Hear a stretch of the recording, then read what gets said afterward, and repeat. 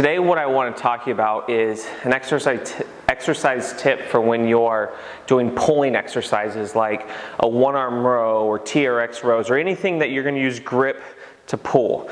Now for this example I'm going to use a 3-point stance one-arm row, but the idea is sometimes we like to over grip, especially in the beginning when we're getting used to a pulling type exercises.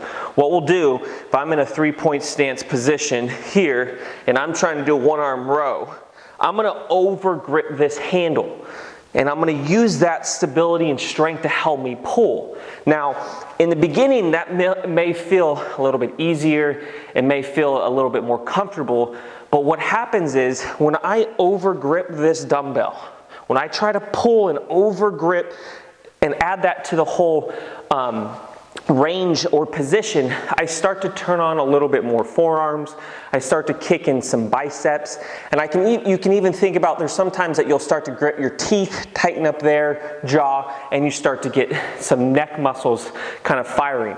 What I like to tell people when they're doing pulling exercises is to think soft in the hands, almost like you're holding an egg.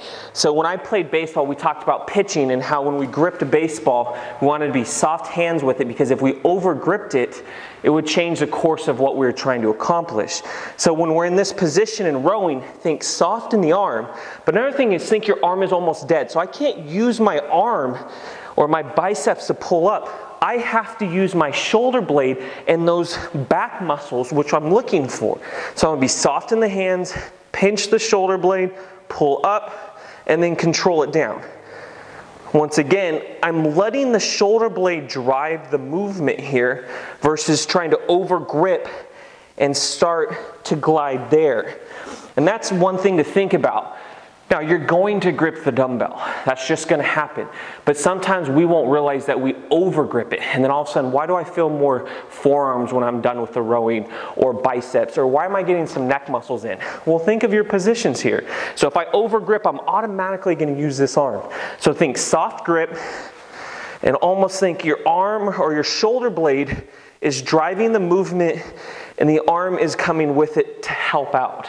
And that's a big key when you're doing pulling exercises, whether it's TRX rows, cable rows, dumbbell rows. See where your grip is at and see where you're holding that tension, because you can easily get it through these arms and these forearms before your back muscles are able to utilize what they want to throughout that movement.